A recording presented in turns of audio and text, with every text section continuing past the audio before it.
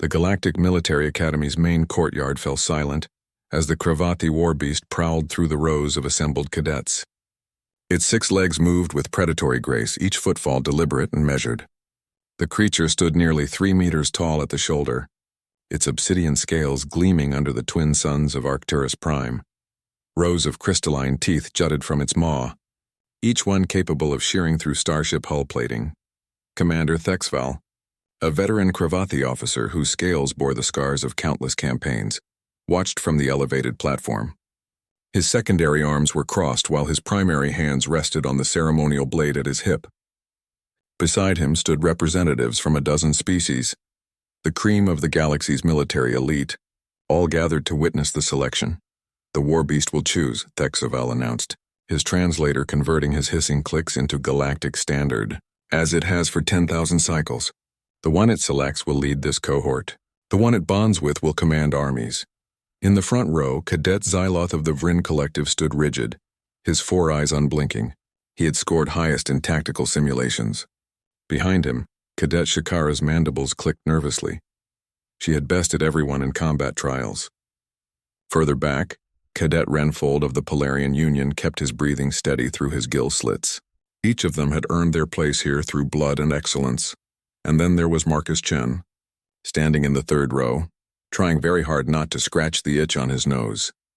The human was an anomaly at the Academy. His species had only joined the Galactic Coalition 3 standard years ago, barely enough time for the treaty ink to dry. Humans were considered pleasant enough, good with mathematics, decent diplomats, adequate engineers. But warriors? The galaxy remained skeptical. The war beast continued its inspection, stopping before Xyloth.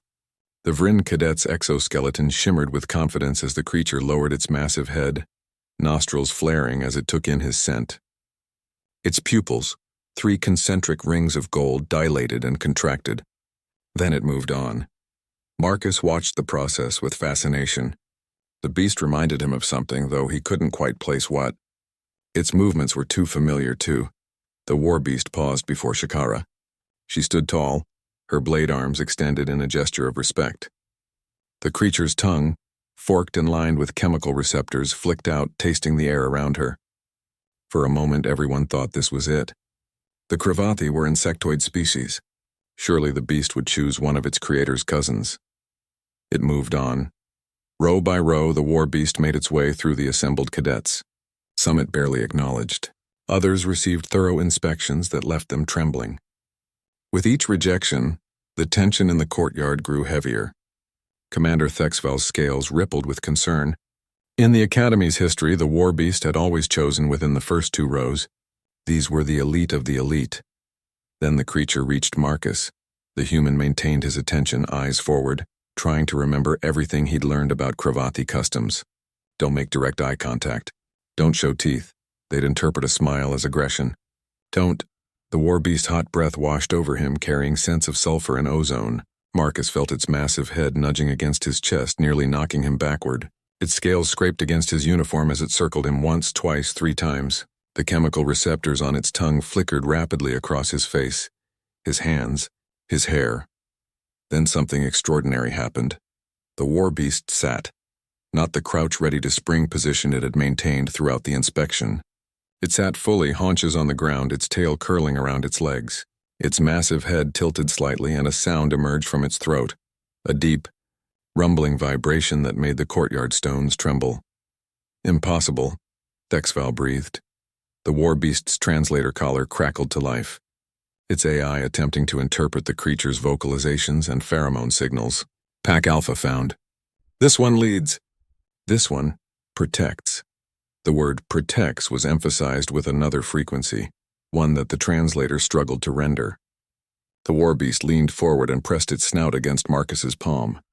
That's when Marcus understood. The movement, the behavior, the sitting. It was exactly what his family's German shepherd used to do when his father came home from deployment. The recognition in those alien eyes wasn't just selection. It was something older, something primal that transcended species. The beast saw a packmate, a leader. "Cadet Chen." Commander Thexval's voice cut through the stunned silence. "Step forward." Marcus moved, and the war beast rose with him, matching his pace exactly. As they approached the platform, he could hear the whispers rippling through the crowd. Shock. Disbelief. The war beasts of Cravath had been bonding with warriors for millennia, their selections shaping the course of galactic history. Never had they chosen so quickly. Never had they shown such immediate deference. "This is unprecedented," Thexval said, his translator barely concealing his amazement. "The war beast responds to something in you, human. Something our sensors cannot measure, that our tests cannot quantify." Marcus looked up at the massive creature beside him, then back at the commander. A memory surfaced, his grandfather's words from a lifetime ago back on Earth. "We didn't domesticate dogs, boy. They chose us. They saw something in us worth following, and we've been partners ever since." Maybe that was humanity's secret. Maybe that was what made them dangerous, what the galaxy hadn't yet understood. Humans didn't just form alliances or sign treaties. They made pacts. They inspired loyalty not through dominance or fear, but through something older and deeper. The promise that they would protect those who followed them, that they would lead from the front, that no pack member would be left behind. The war beast pressed against Marcus's side, and he reached up to scratch behind the ridge of armor plating on its neck. The rumbling purr intensified. "Pack Alpha found," the translator repeated. In the audience, Cadet Xyloth felt his certainty crumble. Cadet Shakara's mandibles spread in what might have been a smile, and Cadet Renfold found himself wondering what other surprises humanity might hold.